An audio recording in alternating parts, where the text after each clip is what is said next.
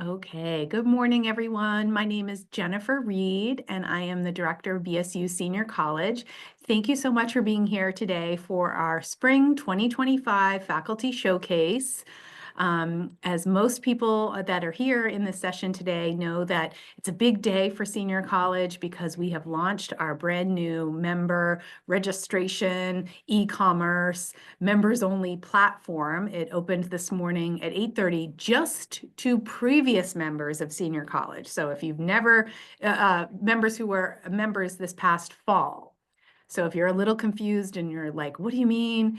It just means that our previous members have a special early registration period today and tomorrow.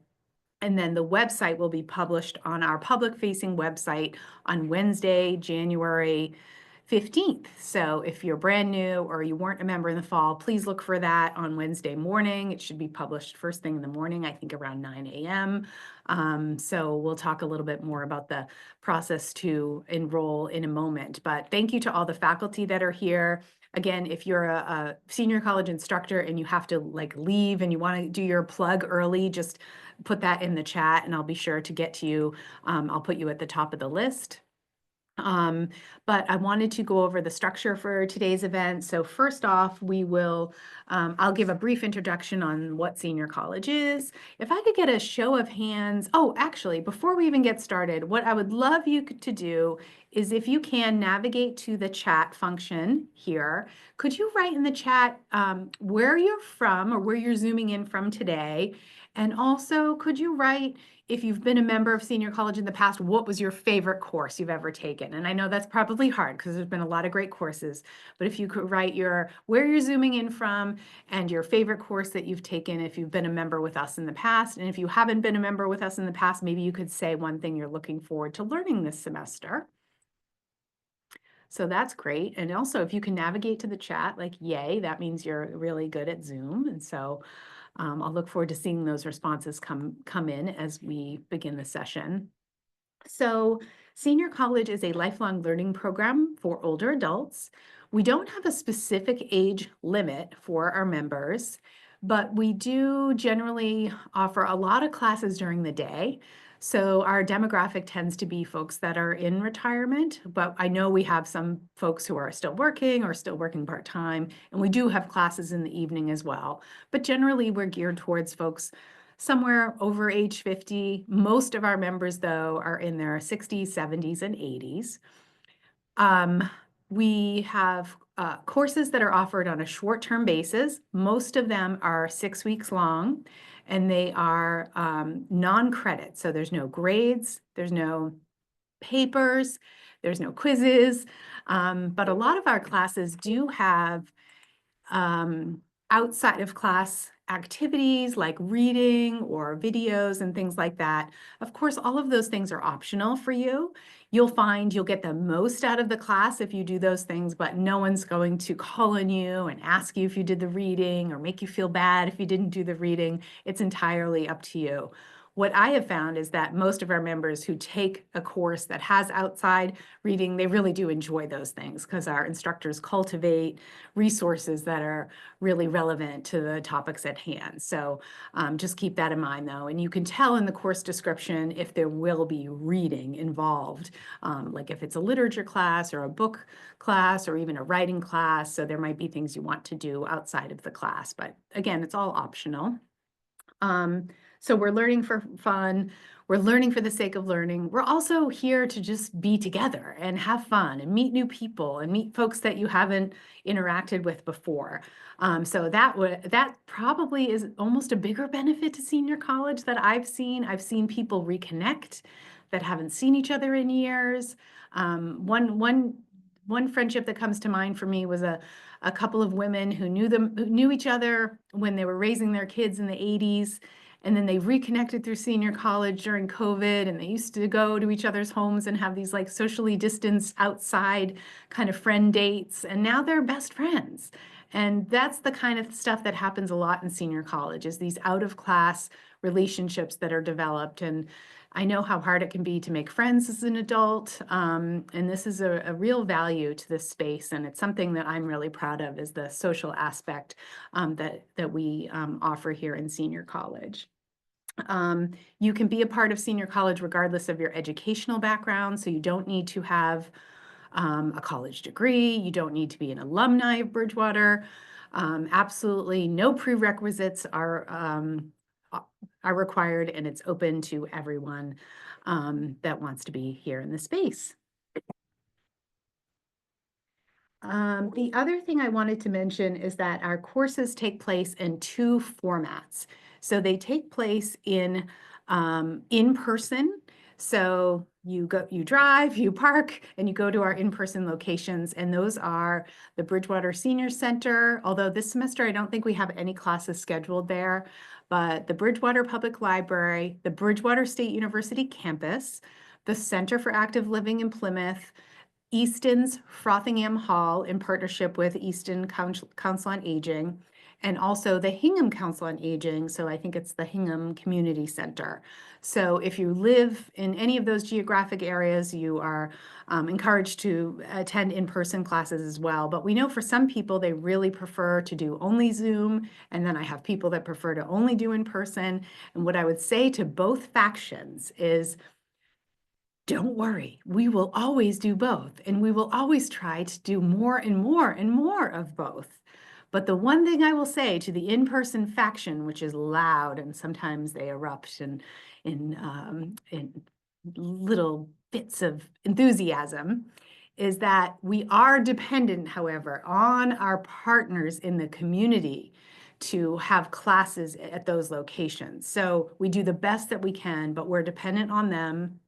We are really trying our best to build more classes, build audience in these other spaces, but we're dependent on them, and they're busy locations and they have other things going on, and they can only give us the space at certain times, and we're so grateful for what we get. But if anyone has a beautiful space that could fit about 40 or 50 people with 40 cars in the general Bridgewater area, let us know, because one of the goals we have for senior college is to have our own physical space. And that might be like a storefront or something. But I can only imagine if we had one space that was available every day, all day. I mean, we could run classes back to back to back. So that's on our wish list. If you know of anyone, if you're a real estate developer, or you have any good leads on that, especially in the greater Bridgewater area, please do let me know, because I'm working on that behind the scenes. Of course, we always bring in brand new content, brand new courses. We also bring back our old favorites. So if you're looking back on our course catalogs, and you're seeing some instructors who come and teach with us every semester, and some of them are on the screen here, like Dr. Buglioni, Suzanne, hi, and Dr. Krasanik, hello. So if you're seeing those instructors and they're coming back every semester, it means they're really popular and they have a really strong following. Nan Loggins comes to mind, Ray Ajamin, Jim Cicaldi. I mean, I could go on, so I won't, because then I'll miss someone and I'll feel bad. So if you see that someone's with us every semester, it means they're really good and our members love them. But we also have incredible new classes. And sometimes we have instructors who are fantastic, and they come in and they teach one class and poof, they're gone forever. And that's okay. And it's because they're busy, and most of them are faculty members or busy working professionals. And so we just take what we can get. And we love those one-offs that are really great too. So I wanted to talk very briefly about our benefits of membership. So those of you that are coming back know that we have special things that are just for our current members. The one that I wanted to emphasize is our on-demand video library. So a lot of our video Zoom classes are actually recorded, and our members have access to watch all of the recordings of the classes that they are enrolled in and not enrolled in. So we have a limit of 7 classes per semester for $95, which is new to this semester. Happy to talk to people offline about how that decision was made, but please be assured that it was made with great thought, great research, and part of the reason that decision was made was due to our growing pains of us getting this new platform, and we're always striving towards being sustainable as a program. So a program that could make enough to be able to sustain our expenses. We're not even close yet, but we're trying to get there, and I do think eventually we will. But please know we're not a revenue positive entity for the university. We're not bringing in extra revenue by any means. And so it's not, the limit was not made to generate revenue. It was really just to focus a little bit more on our sustainability. Lost my train of thought. Oh, the benefits. So the video on demand thing, so library. So if you have 7 courses, but there's another course you're really interested in and it's recorded, you can watch it as a member. And you can also watch it as a member all through the summer. We keep those links up for our members up until September 1st. So that's a real benefit. Also, if there's 2 classes that happen at the same time, you can register for one and then watch the other one. So that's something to keep in mind. We also have benefits to being a part of our campus community. So if you live nearby and you want to come to our campus, you can do that. You can get a free parking pass, which is an incredible benefit. You can also get a membership to our fitness center, beautiful state-of-the-art Thornburg Fitness Center. You can also swim in our pool and just be a part of our community. So if that's attractive to you, that's available. It's at no extra cost. It's great for those of you that are in the surrounding communities around Bridgewater. And then there's also several benefits to being a member of our community through electronic things, like you can get access to the New York Times app, and that includes New York Times Audio, which is a great news and podcast forum, and that's at no additional cost, and that's just for being a part of the Bridgewater State University community. So keep that in mind as well. We also have something called the Happy Yappy Hour, which is a social group. And if you're a member, you can come to that. It's on Friday nights. It's super fun. I know I see several of our Happy Yappy folks here on this call today, and I know they have a grand old time. And then we're going to be adding even more clubs and groups. And we're doing travel now. We're going to Ireland in May. And we're having a week-long trip to the Republic of Ireland and Northern Ireland. So we're just growing and getting bigger. So now is the time to jump on in and be a part of our community.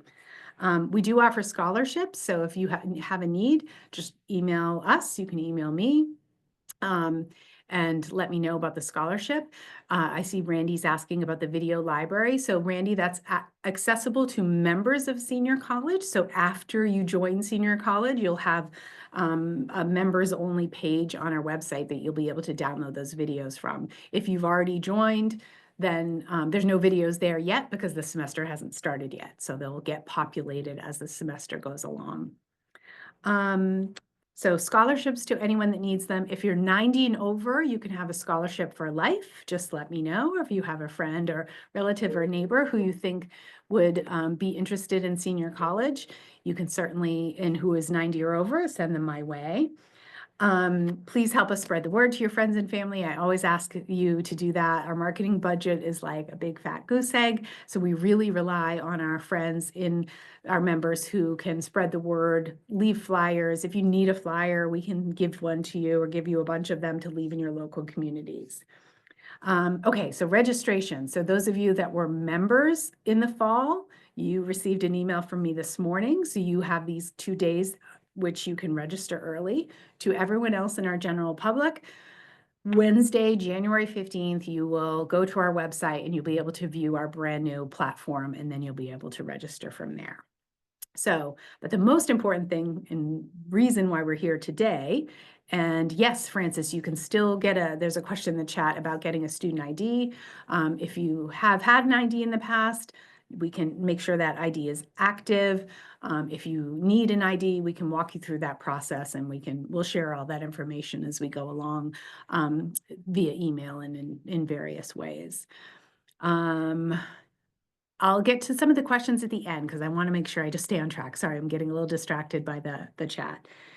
The most important thing, though, is our faculty and the classes. And so I'm so thrilled today to welcome so many faculty to hear on the screen today. And so I'm going to ask that the faculty keep their talking to about 5 minutes, maybe a little bit more if you have multiple classes. But what I'd like you to do is introduce yourself, maybe just say one sentence about who you are, or 1 or 2 sentences about your background.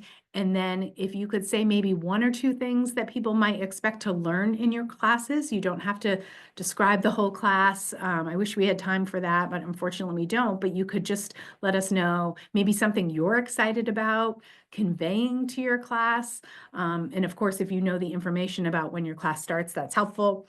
But also, all of the information is on our Quick Glance schedule. So if you need this, just let me know. It's something that's kind of handy and you can download it, and it has the name, the dates, the instructor name, and all those things, in addition to our full course catalog, which of course you can find as well via email or on our website starting on Wednesday. Okay, without further ado, I'm going to start with Maureen because I know you sent me a private message about having to jump off a little early. So Maureen Holbrook, welcome to Senior College. It's nice to meet you in this way. And, I'll hand the floor over to you. If you're another faculty member that needs to do your plug sooner rather than later, now would be the time to let me know via the chat. Thank you. Hi, Maureen. Hola, Jennifer, and hola a todos. I'm very happy to be here, and gracias for having me. And I'm excited about starting to teach at BSU Senior College. So again, my name is, or me llamo, Maureen Holbrook, and this is my first semester teaching at Bridgewater State College, or State University, Lo Siento, Senior College. I was a Spanish and French teacher at the East Bridgewater Junior Senior High School. I worked there for 12 years before retiring. I just retired in June of last year. And I'm taking over for Ed Priest. If any of you have been in the language courses, Ed was teaching and he's gone traveling.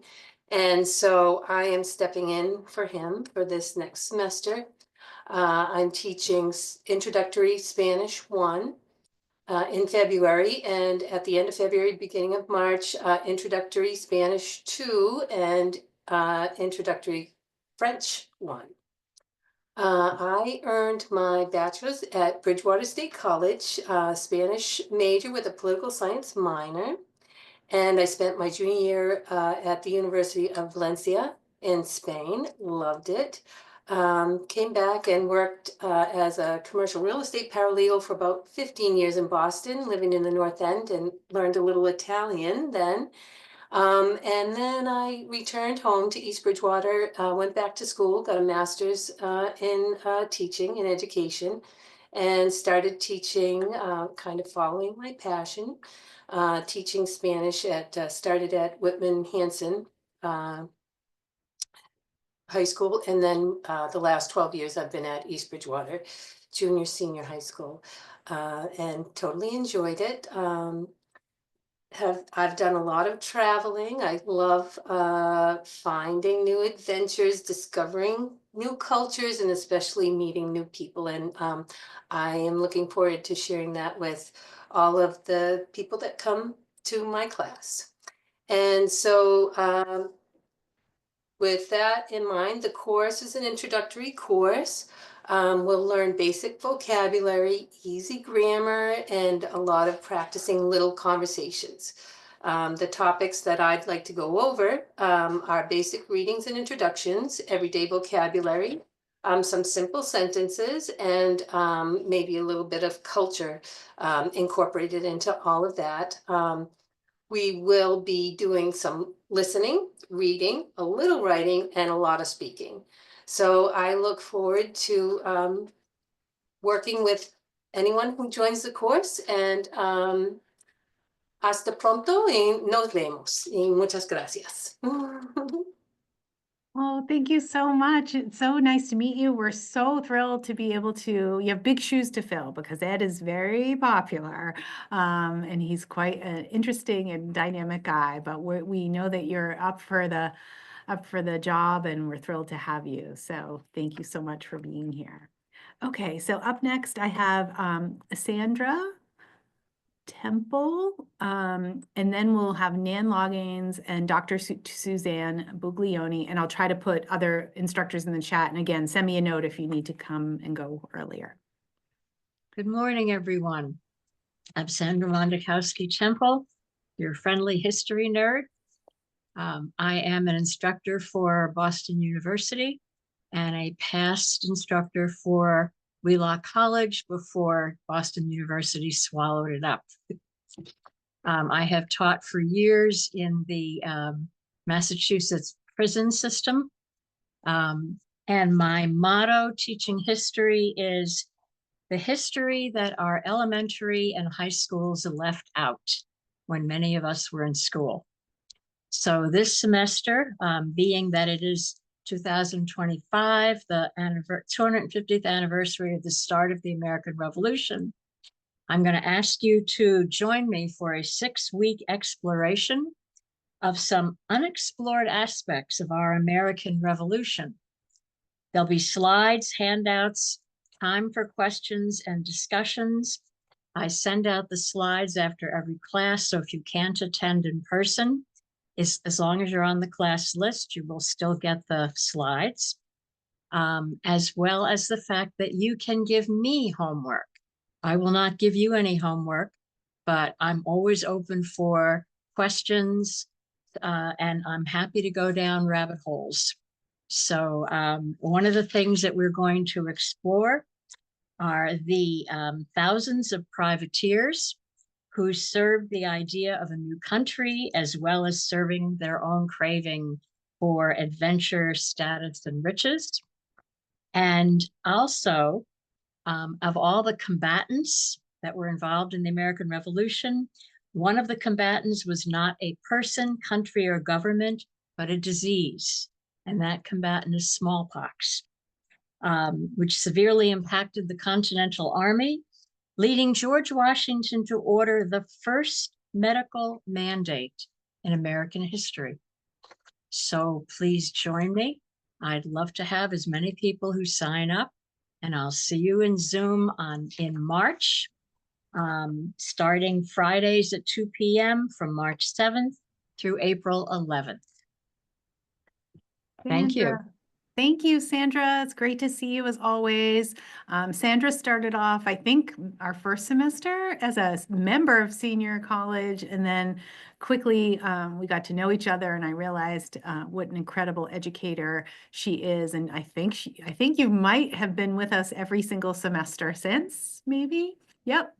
And so kudos to you, and thank you for being part of our community. I know you have an incredible loyal following. If you're new here, definitely consider taking her class. I promise you will be entertained, and you will learn a lot of new things. Okay, so up next we have, who did I say? Oh, the chat has gotten away from me. Yeah, I think you said me, Nan. Jennifer, Nan. Nan. Oh, great. Yeah. Nan, hi, good to see you. Welcome. Good to see you too. I'll give you the floor because I know you have a lot to cover. Okay. Good morning, everyone. I'm Nan Loggins, and I've been teaching in the senior college since 2020 during the height of the pandemic. All of my classes were on Zoom then, and I've decided to keep them all on Zoom. This spring, I'll be teaching several classes. The first one is Christian nationalism, and that was requested by some of the folks in one of my classes. So we'll be doing that beginning in January, and it'll be on Tuesdays from 10 to 11:20, and then it runs for 6 weeks. And after that, we're going to be doing a class that I had proposed before the election called the New Administration. Of course, we weren't sure who was going to win, but I wanted to wait until March because there'd be more to talk about at that point. And so we'll be talking about the new administration that is coming into office on January 20th. And again, that will be late March and run through, I believe, early May. I also am returning with the political discussion group. It meets almost every Wednesday morning at 10 o'clock throughout the semester. We've even expanded it to 14 weeks. There's lots to talk about, and it's been very popular. We have people of all political persuasions. Every voice is welcome. It does skew a little bit more liberal than conservative, but we have liberals, conservatives, moderates, lots of great discussion, and it is done in a friendly format. So everybody's welcome and expected to rein in any any negative feelings they may have towards anything political. And then finally, I'm returning with the book group, and that meets once a month on Thursday mornings at 10. It's the first Thursday of the month, and we're kicking off this semester with Life and Times of the Thunderbolt Kid by Bill Bryson, and everybody's welcome to join that too. And even though we don't have any assignments, needless to say, you should probably read the book before you come to the book group. It's widely available through all library systems. I checked. I purposely didn't pick something brand new because that can make it a little harder for people to get a hold of. This semester, unlike other semesters, I won't be recording any classes, and it has nothing to do with the new policy. It's because of the individual topics, and I want people to feel comfortable discussing them without others watching later. And I also have a Facebook group. I know some people might not feel too good about Facebook right now. I tried to do a website, but I didn't want to host it and pay the expense of it.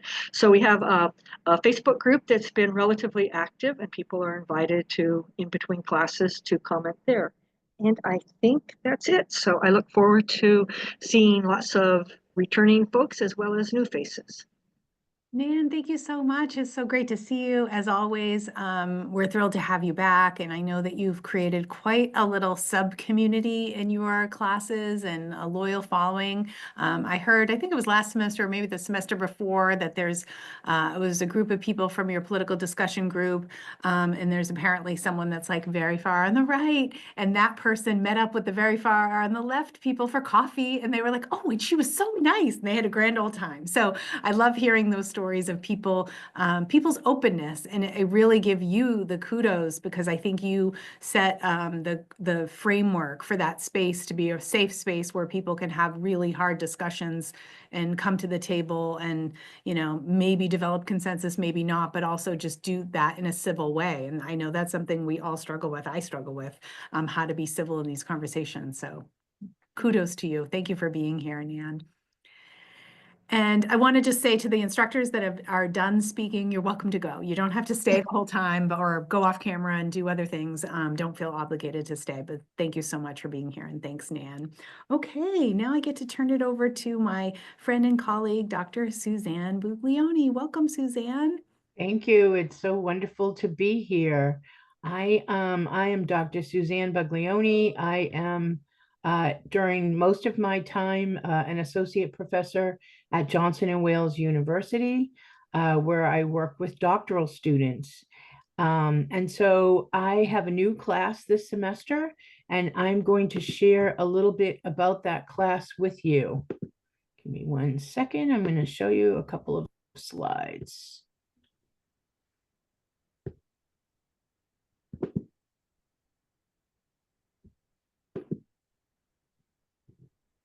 So my new class is called Cultivating You, and the subtext is reconnecting with your passion and purpose.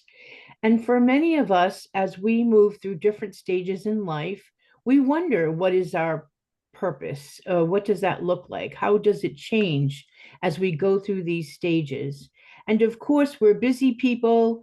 And so reconnecting with our passion is really important to cultivate ourselves, to remember that we're here to grow and evolve throughout our whole lifetime. And so in the class, we are going to do a few things. We're going to do a number of activities that will help you to explore and reflect on yourself, as well as you in relationship to the others that are in the class. We're going to have some readings. Again, as Dr. Reed said, homework is optional. And I am going to ask everyone who joins the class to have a notebook. It could be a journal if you already journal for yourself. It could be any kind of notebook. You could even use a Google Doc or a Word file if you're more inclined to write on the computer than you are with a pen or pencil. But we're going to be doing a good bit of reflection, so a notebook could be helpful, or something like it. We're going to be looking at growth mindset, which I know a number of people have already some familiarity about. We're going to delve into it a little bit more fully. We're going to look at what brings us joy and happiness and how we manage stress, which, if you're like me, it's always something I can improve. And really focus on rediscovering what's meaningful in our lives. And so it'll be a very active and discussion-based time together. We're going to meet on Monday afternoons. I know you'll see it in the schedule. This is a new year, 2025, and I hope you all have a wonderful new year.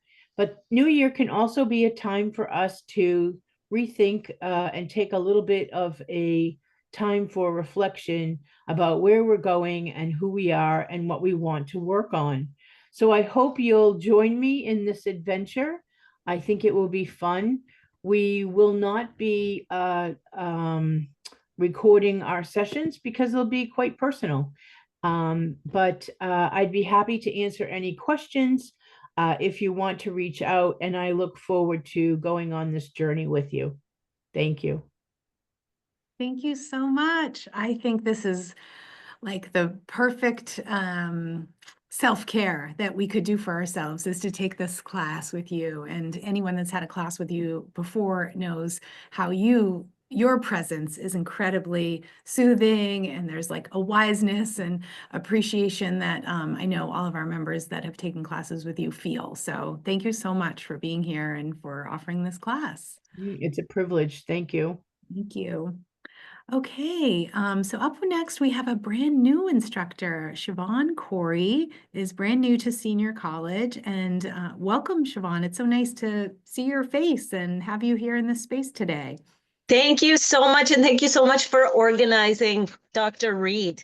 I'm really excited and happy to be teaching 2 new classes, and they are new classes with completely different topics. So you will be wondering, how can I be how can I be an expert in these 2 topics? But I'll tell you a little bit of my life story and you'll understand why very quickly. I was doing my PhD in communications and rhetorical studies with an emphasis on religion and communication when I started fainting. And I fainted in line at the bank, and I fainted doing the dishes, and I fainted brushing my teeth in the morning. And I went to the doctor and they said, oh, it's just low blood pressure. So they gave me some saline. I felt better for about 2 hours, and then I started fainting again. And so I went back to the doctor and they said, oh, it's anxiety. And I said, but I don't get it when I'm anxious. I get it when I'm washing the dishes. I don't get it when I'm in front of 300 students. But they said, no, it's anxiety. It's anxiety. So they gave me some beta blockers. And if anybody knows anything about beta blockers, they lower your blood pressure even more. So I started fainting anymore. So I went to more doctors, and they told me I had lupus, and they told me all these things that didn't fit my symptoms. And I thought, here I am, a PhD in communications. I'm studying the rhetorical techniques of people like Jesus and Mohammed, and I'm studying the modern techniques of Mormon marketing campaigns, but I can't get a doctor to listen to me long enough to get me a blood test. What is going on? So I decided I have to approach this as I would a rhetorical situation that I'm studying. So I started doing research, and one of the first things that I learned is that doctors interrupt patients after an average of 11 seconds. You have 11 seconds to tell your story, so you had better be good at telling a good story. So that's what I started researching, and I'm happy to say I did finally get a correct diagnosis, and I am getting treatment, and I'm about 75% better. So I decided to share my knowledge. That's the first class that I will be teaching, and it begins on February, February 4th on Tuesdays, 1 to 2:20. And we'll be looking at all sorts of things from, I'm going to start with choosing a doctor who will listen to you. We'll start looking at who should you choose. Is it time to choose a geriatrician? Should you stay with a GP who will coordinate your care? I'm also going to be looking at, can you find out if your doctor has malpractice suits against them? Because that is open information anybody can find. Then we're going to be looking at getting a second opinion. Things like contacting the Cleveland Clinic online second opinion site. How much do you have to pay for things like that? We're going to be talking about what to do when your doctor has wronged you and won't listen, how to bring in a patient advocate, maybe even pay for a patient advocate to come in with you. Because we know, for example, that doctors don't listen to certain groups, and one of those groups is the elderly. So it might be time to actually pay somebody to come in with you. We'll also be talking about how to think like a doctor, and particularly in that, we'll be learning some key medical terms, but also looking at the process of differential diagnosis. And that's what a doctor goes through in their head when they're looking at what test should I give this person. So that's the first course that I'll be teaching. The second course that I'll be teaching is starting at the end of March, and that's actually the subject matter that I studied, which is the search for the historical Jesus. I spent my summers as a youth on the coast of Turkey in places like Ephesus and Tarsus, places you probably recognize from the New Testament. And so for me, the Bible has always been a historical document. Then I came to the US to do my PhD, and I learned that some of that history is actually very disputed. And I really got excited about that, about learning these disputes in history about the Bible. So this is not a theological course at all. We're not going to be talking about how many angels can dance on the head of a pin. This is all about the facts, and I really want to get into those disputes especially. I love debates because I am a communications PhD. So we'll be looking at one particular debate, which is between Bart Ehrman, you may have heard of him, and Richard Carrier, and they are both historians of the New Testament. And interestingly, they are both atheists. One of them believes that that Jesus was a historical individual, and we have evidence of that, and the other believes that he was a complete myth. And so when these two debate, you'll see it's like a boxing match. They get mad at each other. So we'll be watching those debates and voting on who we thought won.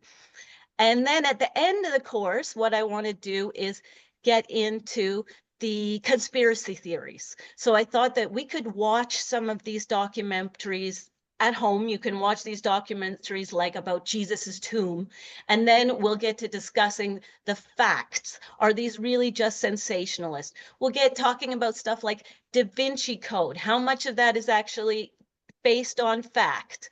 I happen to be married to an archaeologist, and his specialty is the Roman era in Anatolia. So he's going to be helping us dig in, pun intended, into the historical facts. I hope to be learning a lot myself about that. And of course, with both these courses, I've left time at the end to take on topics that you want to discuss, both in the How to Talk So That Doctors Will Listen course and the Historical Jesus course. I've built in a session just for me to do research and then share it with you. So I'm really looking forward to teaching this. I'm going to post a message in the chat right now, which is my email address, so that you can email me if you want a syllabi. And also just this weekend, I decided to post a WordPress site. So I'm not paying for the domain name. So you have to go to www.howtotalksoThatDoctorsWillListen.wordpress.com. Okay, if it was just a .com, that would mean I'm paying for it. But you have to, it's that big long address. The syllabus is up there, and I'll be adding more stuff all the time from the class. Okay, please message me if you have any questions. I'm super excited to be teaching. Again, How to Talk So That Doctors Will Listen will be starting beginning of February, and that's going to be Tuesdays, 1 to 2:20. And the Search for the Historical Jesus will be starting end of March, and that's going to be Mondays, 1 to 2:20. Thanks. Dr. Corey, thank you so much. I mean, I'm just sitting over here like patting myself on the back. Like, this is so exciting. For those of you in the Bridgewater State University community, Dr. Corey came by a recommendation from Dr. Jason Edwards. Some of you may know him. He was our moderator for a recent event that we had. I'm still trying to get him to teach in senior college, but this is really the beautiful part of having this lifelong learning program at our university, and me having access to the academy, and then I get access to someone like you who I never would have met, and you're bringing such an important topic. I could see heads nodding. Of course, we've all seen with people we're caregivers for, them being ignored and dismissed by by doctors and medical professionals, and then as we age, we are seeing it all more and more ourselves. And so it's a universal experience, and I just feel like this is one of the top most important classes we will ever have offered. And so thank you for being here, and of course for your other course as well. That sounds incredibly interesting. And so thank you, thank you, thank you. We're thrilled to have you here. Okay, so up next we have Dr. Michael Krasanik. Hi, Mike. It's great to see you. Welcome back. Don't forget to unmute. I think you're still muted. You're Very good. muted, Mike. I'm happy to be here, and I see a number of familiar faces from the courses that I've taught primarily in American politics and government. This time I'm doing a little bit of a shift here. We're going to talk about United States foreign policy and the questions related to the United States responses to what I call global hotspots. In fact, the course is called Global Hotspots and U.S. Foreign Policy.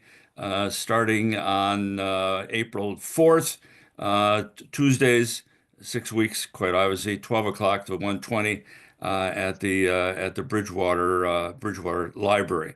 And I'm going to be talking about 8 global hotspots, or the term is often used to describe places where the United States is facing many, many challenges in terms of trying to resolve conflicts or trying to avoid conflicts or trying to deal with threats to our national security.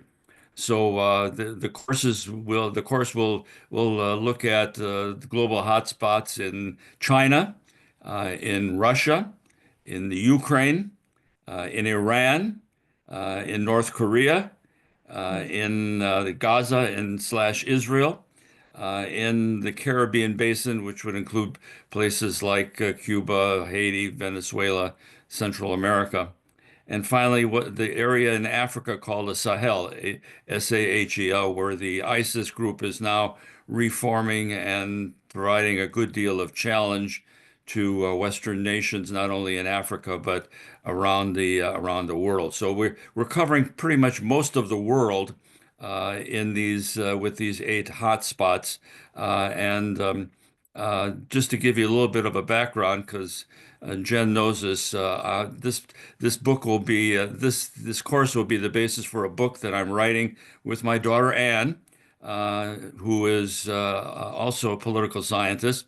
It won't be coming out until probably the end of 2025, but we'll be talking about these global hotspots and how the United States is interacting with these nations or these areas as it tries to resolve, as I say, these conflicts. So it's a little bit of different movement away from American politics, elections, and the like, although those are quite important. And I know Nan has going to be doing a great job on that. But this deals more with international relations and what the United States is seeking to do with respect to these 8 hotspots. Again, China, Russia, Ukraine, Iran, North Korea, Gaza / Israel, the Caribbean basin or nations in the Caribbean area, and what's called the Sahel region in Africa. As Jen knows, I'm probably one of the first people to start with the senior college. I don't know if I am the one, but one of the first. So I'm glad to be back. I'm glad to see again a number of familiar faces, and hopefully this will give you a little bit of a different perspective on issues that are not necessarily related to election politics and candidates and voting and the like, but deal with issues that are are going to challenge the new president and challenge the United States in the coming days, months, and years.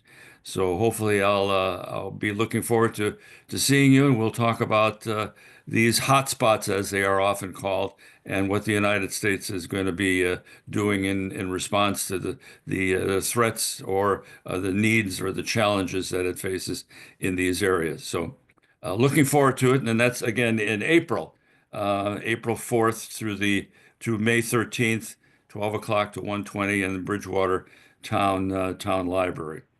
See you then. Thank you so much, Mike. It's great to have you back. This is another important class, and I know that your engagement with Senior College helps make us a more informed group, and it keeps us active in our civic engagement, not only here in our own community, but of course throughout the whole world. So thank you so much for this important topic. We're excited to have you back, And as always. thank you. Hope to see a good number of you starting in April. Yes, I'm sure you will. You always do. And then we'll have to be stressed about the parking situation because your classes are so popular. Thank you.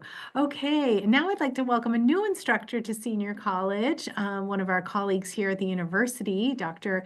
Vinyong. Can you, do I pronounce your last name Musa or Osa? Like, help me. If you could say your name, that would be really helpful for us. I apologize. Hi everyone. My name is Vignon Oussa. Vignon is like filet mignon, but when you replace the M with a V, then that's the best way I teach people how to say it. And it's Oussa, like when you're meditating, Oussa. There you go. So I'm really excited to be part of this. This is a tremendous privilege to have an opportunity to learn in a community, especially a community who wants to learn and who is committed to a lifetime learning journey. And so I am a professor of mathematics at Bridgewater State University. I've been here since 2012. As you know, AI, artificial intelligence, has been something that is pretty ubiquitous. It's everywhere. You probably, maybe not, I don't want to make any assumptions, but most of us have heard of ChatGPT, which is a form of a large language model. And there are all kinds of opinions that are circulating on the web, in our societies, and it can be very difficult to filter out the right information. But it's not only just for what's correct or not, but it's also about what's actually useful and how we can leverage these tools to make our lives better. And so, as a member of the Bridgewater State University community who has been actively engaged in those conversations, very often those conversations can get controversial and then stay at the abstract level. I decided that instead of complaining about it, how about actually do something about this, which is bring this knowledge to individuals so that together we can learn and find how we can make the best use out of these tools.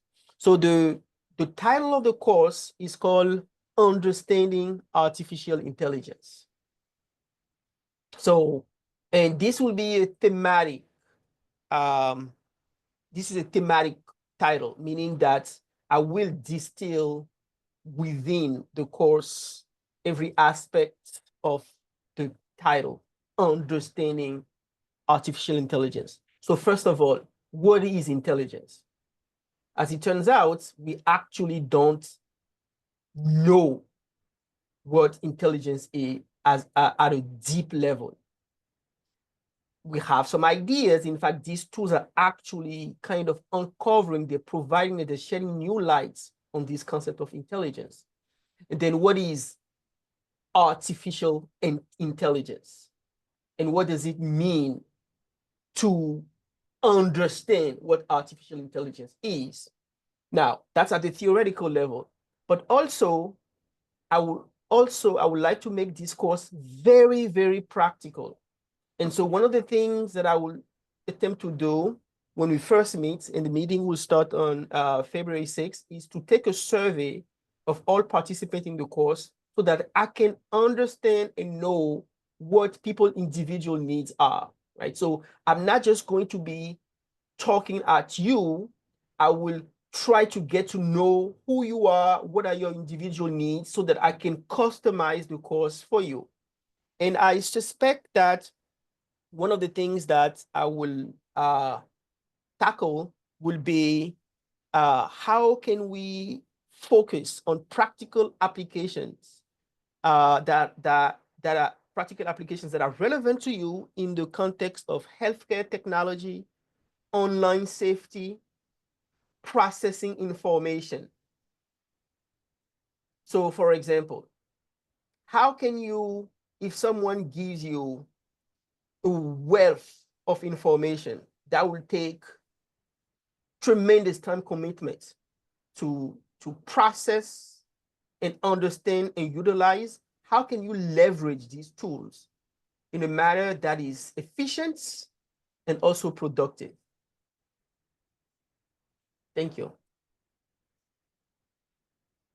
Thank you so much. We've had a lot of requests for a class that would talk about artificial intelligence. As someone who I use it frequently in my work, so I'm a proponent of it. But I'm also mindful because I teach a class at another institution of the potential pitfalls as well. And so I'm having lots of conversations with the students in my class because I teach a writing class on it. And so I think this is fascinating, and I think it has useful applications that our members might not even know about, including just some fun things like make it write a poem about your husband and your dog, those kinds of fun things too, which maybe you could spend some time and do some of those exploratory activities, which can just be kind of give you a chuckle. So it'll be interesting to hear more about what folks learn. And I'm so grateful to you for being part of this community. I've wanted to connect with you for a long time and look forward to maybe having you back in the future to do a math class. I know we had a math class last semester that was really popular as well. So welcome. Thank you. Okay, so now I'm turning it over to Penny King. Penny, welcome.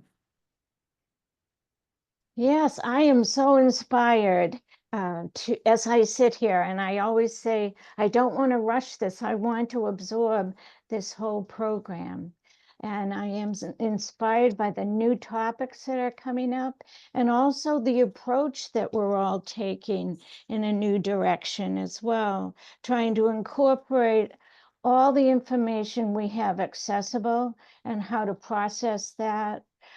Part of midday mindfulness, which is what I am going to teach part 2, beginning in late March, will look at artificial intelligence and its impact on mindfulness, because I've had so many questions about what app to use and what program to look at. And I picture people wearing their earbuds or earphones and being really vulnerable to all the types of different meditation sounds and patterns and vibrations, and how vulnerable our brain is. So part of what my message is for Midday Mindfulness too is how to cross-reference and pick safe ways. And number one, what I always say in my emails when I answer the different questions is begin with yourself. Personal practice of mindfulness is the most important. And as you join different meditation venues, what you need to test is what's right for you. It's your innate intelligence And I'd love to hear the different programs. I have Suzanne and Dr. Usa here that is helping us determine what is right for us. How do we best use it to advocate for us and make good choices? So that will be the 6 weeks midday mindfulness 2. It follows a pattern and program of a top-down, bottom-up mindfulness-based stress reduction that was first started with John Kabat-Zinn. It does include some neuroscience, and I try to cite that source whenever I use it, because we have the polyvagal response often too that I don't want to overlook. A lot of people are exploring that and wondering how to use that. And another comparison would be the way we've learned how to meditate from Herbert W. Benson's meditation, the relaxation response. If many people remember that back in the 80s, I'm dating myself, down into the mantras from the ancient times. Midday mindfulness and mindfulness-based stress reduction is about redirecting your focus. It's about building neuroplasticity within your neocortex to help you focus so that you can better control how you respond to reactive situations. That's what it is. And the journey is endless. It's a wonderful, exciting time to be present. And one of the things is the artificial intelligence programs that are being recommended as I read about mindfulness. So I'm excited about it. I'm really inspired by all the teachers, and I'm very thankful to the senior college for allowing me to be part of it. It's midday mindfulness from 1:05 to 2:25, and it begins March 31st. And I truly make this an experiential, it's in person, so it's not on Zoom. It's an experiential journey. All right, thank you very much. Thank you, Penny. It's great to Sure. have you back this semester. You're a valued member of our community, first as a participant and now in this Yeah. role. So thank you for being here, and your class is taking place at the Bridgewater Public Library That's right. for those that are interested. So thank you so much. Okay, and now we're turning it over to another new instructor, Cindy Weatherby. Cindy, it's nice to meet you. Welcome. Thanks for being here. Hi, thank you, Jen. Can you hear me? I can, yeah, sounds great. So tell us a little bit about your course this semester. Well, this is a new course and kind of different introductory guitar. I started at senior college last semester and have thoroughly enjoyed it. And it was good for me because I retired from teaching guitar a couple of years ago and have been kind of lost in retirement. And actually I wanted to approach some of the local senior centers to teach a guitar class, and lo and behold, I emailed Jen, and here I am. My background is I've been studying the guitar since I was 12. It was a passion of mine since I've picked it up. I still study guitar. I've played all different styles. I still play in rock bands. I have a bachelor's in music, and I've studied at Berklee College of Music. An interesting thing, when I went to Berklee College of Music in the 80s, I was the only woman in the guitar department. And still now I play lead guitar in rock bands, and we still don't have a role model. We don't have an Eric Clapton or Jeff Beck. And I still face a lot of discrimination, to tell you the truth. It's the boys' locker room when it comes to playing in rock bands. But I do still play out at this age. There is still kind of a network of people that do blues jams. It's kind of a big thing for people our age, and it's fun. The class, I really couldn't think of a very exciting title for it, and it ended up being Introductory Guitar because, and I kind of wanted it to cover that anybody of any of ability with any experience is welcome. Any of the lessons can be modified to be challenging or to be simple. We'll start out, we'll learn how to tune the guitar, take care of your guitar. Any type of guitar is acceptable. You can come with an acoustic guitar, an electric guitar, anything will do. At the beginning of learning guitar, it doesn't matter what type of guitar you have. It's later on, if you take a path to a certain style, that matters. I will supply handout sheets, music for you, and folders to put the music sheets in. And when you come to class, you'll need a tuner, a playable guitar. I know a lot of people don't understand the structure of a guitar, but I'll email people when I get a class list about those things.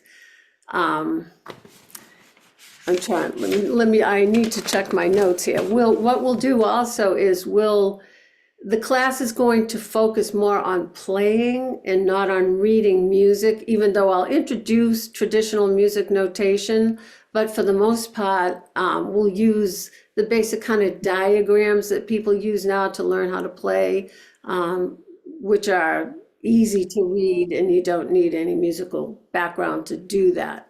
We'll play along with backing tracks, and we'll play as an ensemble. I think I've covered everything. I can't think of much more to say, but I really am curious to see who does sign up for this class. I know that music is a great thing. Playing music especially is a great thing for the mind, talking about mindfulness. It connects all of the areas of the brain, and that's why it was good for kids to learn. So I'm assuming it will be a good thing for seniors as well. So Cindy. thank you, and I'm glad to be here.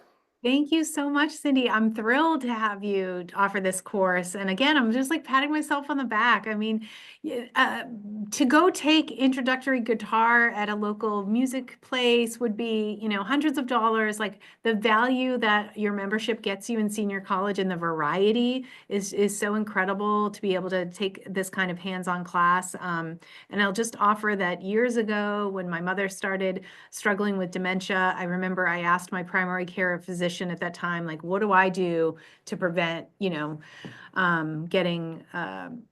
dementia myself as I age? And she said, learn an instrument and get a dog. And so far I've gotten the dog, but I haven't learned an instrument yet. But I was a little busy in school for a while and just finished that. But I'm thrilled. I think you'll have a lot of members. New instructors are always so nervous that they think no one's going to be enrolled. And I think in the whole 5 years of senior college, we've canceled maybe one class, maybe two.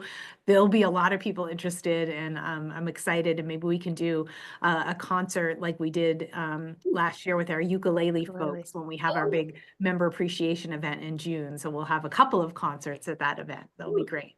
Thank you, Cindy. One interesting note is I grew up in Easton, and the class will be held at the Frothingham Hall place, and some of the people I grew up with may attend the class, and the building right next door is where I went to junior high. So. Oh, I love that. I love that. And yeah, so an opportunity for a connection with your community, and that's wonderful. Thank you for sharing that.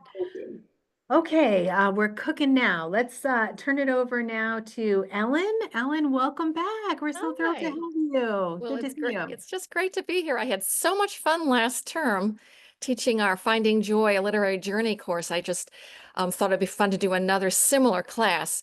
This one is called The New Nature Writing. And I'm a retired librarian, so I'm really have been exposed to a lot of literature.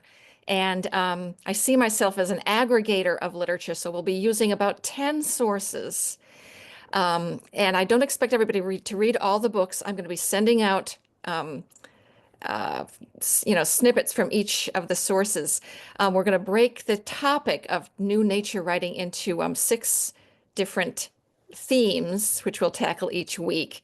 The first thing will be time, geological, and species specific, and we'll be using these different these books, Cy Montgomery's Turtles and Time and Turtles, And oh, I guess I've got, let me just fix this.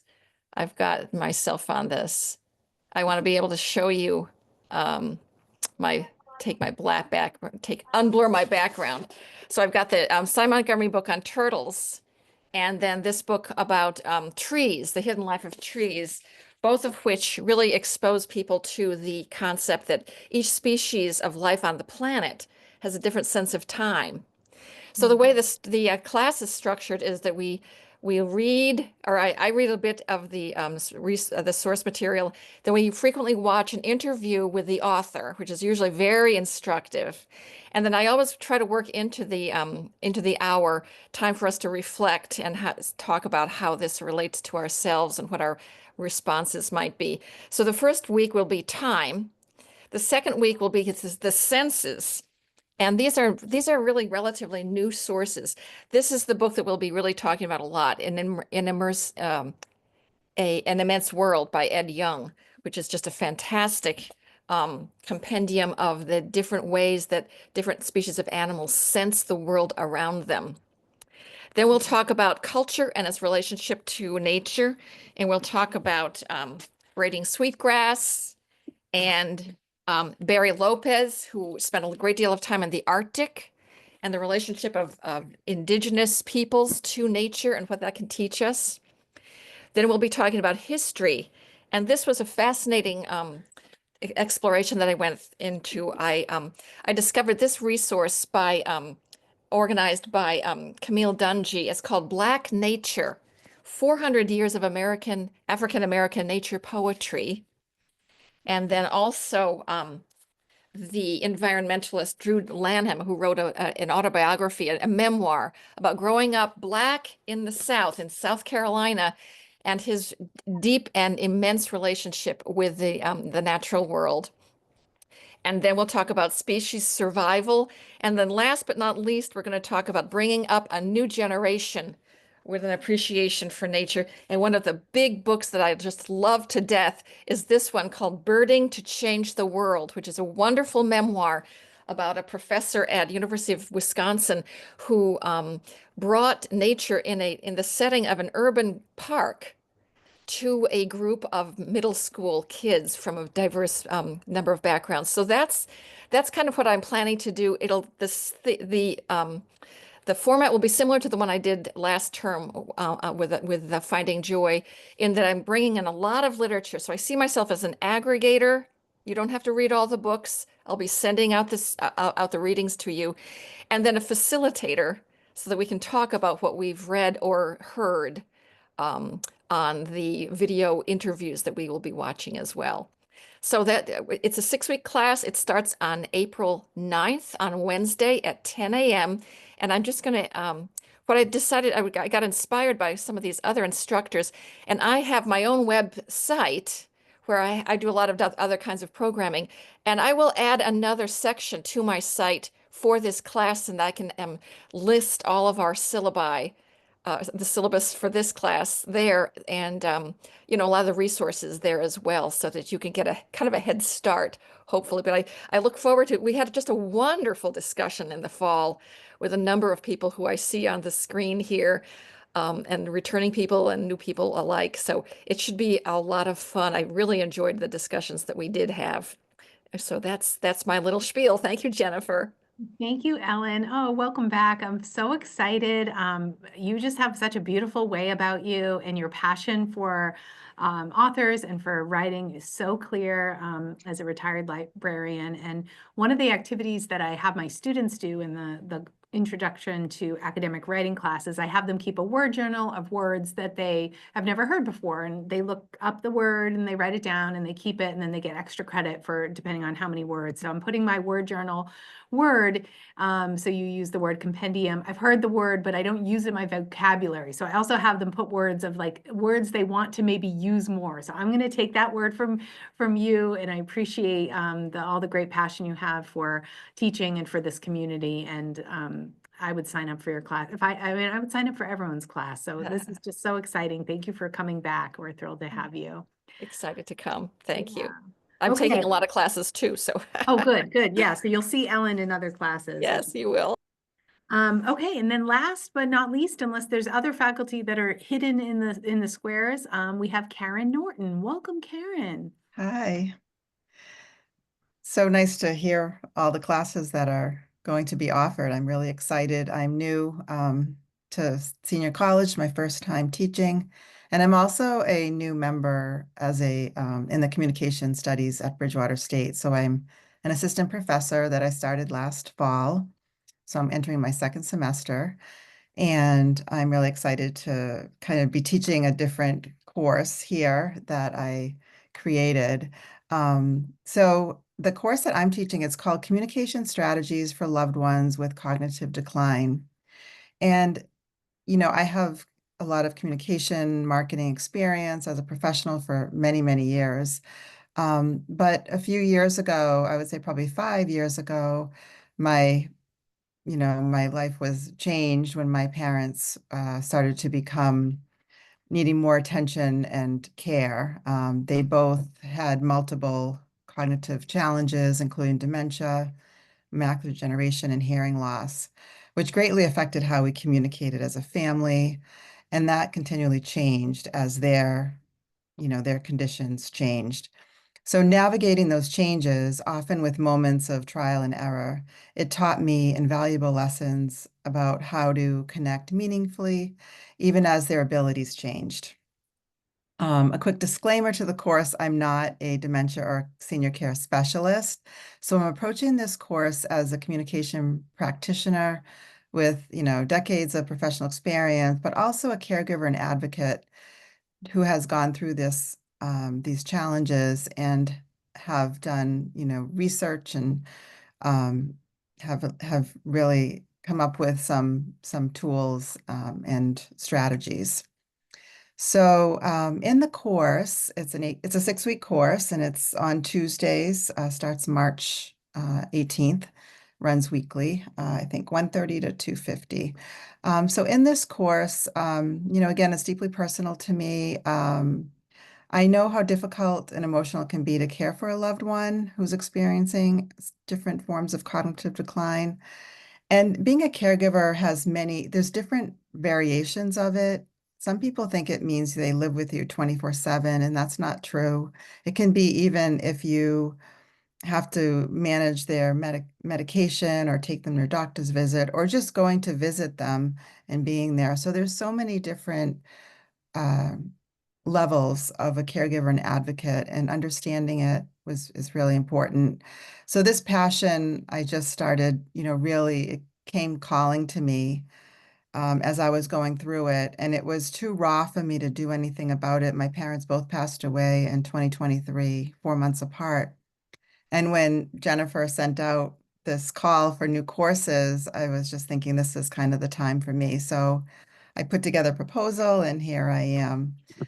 So what to expect in the 6 weeks? Really, I'm breaking it down into 6 weeks of different topics. So I do have a syllabus. If anyone wants me to send the topics, I can. But the first week is really about setting the stage, the overview of cognitive decline and the impact on communication. Then we go into foundations of respectful communication, principles of respect, grace, and emotional validation, adapting to communication changes, recognizing when and how to pivot communication strategies and try different things. Because you can do one thing one day and the next day it does not work. So just having kind of some tools to kind of try out.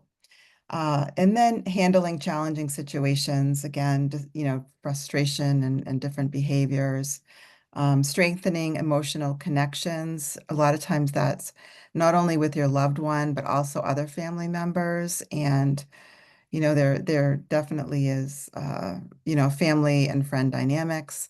So we talk a little bit about that. And then storytelling and reminiscing and how that can help strengthen emotional bonds. And putting it all together, so we build on this week to week and really summarizing the strategies and kind of creating your own communication toolkit that you can use. And I'll be having, references to articles, data and research but also different handouts and that you can take and print out and use and customize to yourself. So it's kind of a, I'm building it as I go. I have the outline, I have the framework, I have a lot of ideas, but I also want to make it personal to those that take it.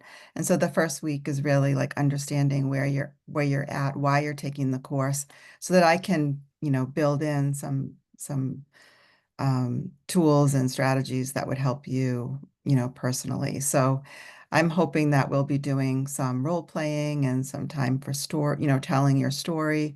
And for that reason, it is personal. I won't be recording these, but I will be sharing I can share the handouts and anything that isn't, telling personal stories, I certainly will share.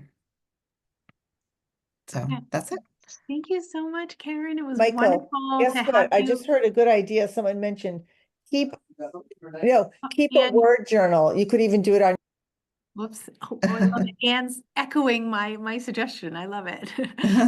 Karen, thank you so much. We're thrilled. Congrats on being a new faculty member here at our university. It's such an honor to have full-time faculty take the time to engage with Senior College, and hopefully you'll have a good experience, and then you can spread the word to all your other great faculty, colleagues, and friends. This is another really important class, a class I wish I had when I was going through that with my mother. And I think it's a great class for people to take sort of as a proactive step, if you're a caregiver or, a spouse and maybe someone's at the very beginning stages, or anyone that has anyone in their life that might be having any kind of cognitive decline. I think it would be really important to take the class before you get to those like more difficult stages of those processes. So thank you so much, and we'll look forward to your class. And then I see that my colleague, Dr. Kinsley, has jumped on the call. Sorry if you were here all along. I've been scrolling through. Oh, I think you just jumped on. So welcome. So Dr. Kingsley, just say something so I can make sure I hear you. Can you hear me? Yeah, I can. So people are just giving a 2 to 3 minute plug for your class, maybe a little bit about what you do, and then what folks can expect to learn in your class. Okay. Start with saying, sorry, I'm late. I just had a 2.5-hour meeting. So my name is Orson Kingsley. I am the head of archives and special collections here at Bridgewater State. And the title of the course, this will be my first course teaching in the senior college. And the title of the course is All-American Girls Professional Baseball League, A History from BSU Archives. And the course will be held in the archives reading room. And it's going to be a hands-on experience, as well with readings to supplement everything that you participants are going to be seeing in the archives. Over the past 5 years, I have been getting a lot of donations of archival content, which includes artifacts that represent original players from the All-American Girls Baseball League that ran from 1943 to 1954. If any of you have ever seen the movie A League of Their Own, that movie is based on this league and the players. And I have a lot of original content here, a whole lot of it, that is not only representative of the league, but is largely representative of what this movie was based on. However, this is the authentic material. The movie made some sacrifices to make it a Hollywood movie, obviously. But to start with, this course is going to kind of have a background of women's athletics, but particularly women's baseball pre-1943, pre-All-American Girls League.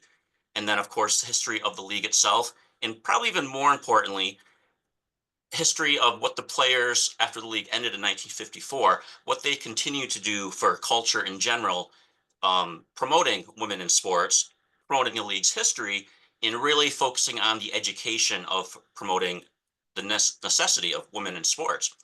And the material I have is going to be, it's going to coincide with the readings, but scrapbooks, I have dozens and dozens of original, amazing scrapbooks, both of photographs and ephemeral items, news clippings, all sorts of other things that document this league's history. And a lot of the content is not just the women in this league playing, but also their lives in the league outside of playing.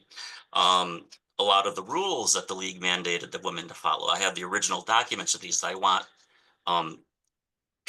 anyone who's in this course to actually hold and read. You can see everything digitized on a screen. It's great. But one of the most fascinating things in my own field, in my opinion, is holding the authentic original material. And this is where I I want to promote the collection to non-BSU people, because that's really the large focus of it, is outreach. And this is my way to hopefully get engagement from senior college participants who normally would not be going into an archive. So the focus overall will be not only obviously the significance of the league, but its lasting impact on popular culture, which you see to this day, even recently with a 2-season run on Amazon Prime of a All-American Girls program that was created. So it's a fascinating topic. I have a lot of original content here that I want to show people. Really, I want to show off the collection is one reason. And it's going to be held again here in the archives, 6 weeks beginning on, when did it begin? Was it March 19th? I printed out my wrong document here. I believe Wednesday, March 19th, I want to say. You're correct. Yes, from 5 o'clock to 6:20. This is a course that, well, I want to do it in person in the archives for a reason, because this will be largely also a show and tell and passing items around and actually feeling the authenticity of these actual artifacts and archival documents in the course, which to me is just incredible. It's an incredible experience, even when you work in the field. And I'm looking forward to it. And I hope some of you sign up. Thank you. Thank you so much, Dr. Kinsley. It's great to have you in this new role with Senior College.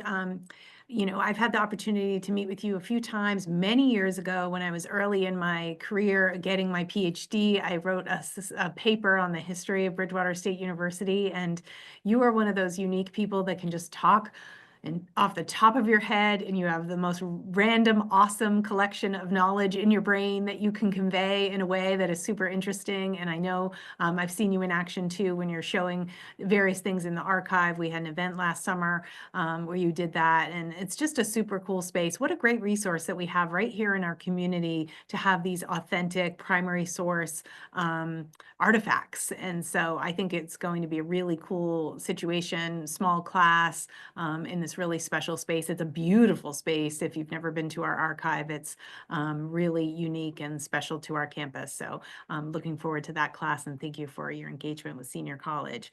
Okay, that brings us to 11:54. I'm going to go ahead and stop the recording. The faculty, you're welcome to hop off. Thank you so much. I also just want to say there were 12 instructors here on this session today. That means there are, what, 50? I can't do math. It's been a long day already, but there are many other instructors that are equally as knowledgeable and enthusiastic who are offering classes with us. And this just gives you a taste of what you might find in Senior College. So variety, variety, variety is really the key word for our program. And we're super proud of the offerings that we have this semester. With that, we'll end the session today, but I will stay on for a few minutes after I pause the recording. So if you have any questions, you can just go ahead and shout them out. Thank you. Thank you.